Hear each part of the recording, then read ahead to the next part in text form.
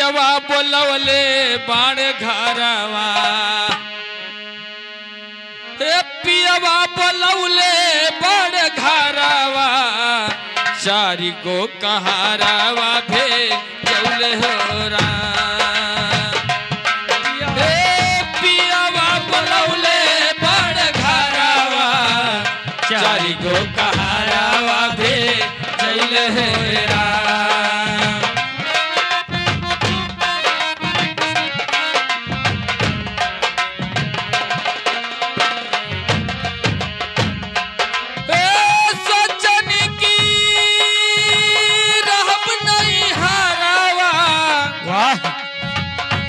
चके खबरिया आइल हेरा पियवा बोलौले बाण घर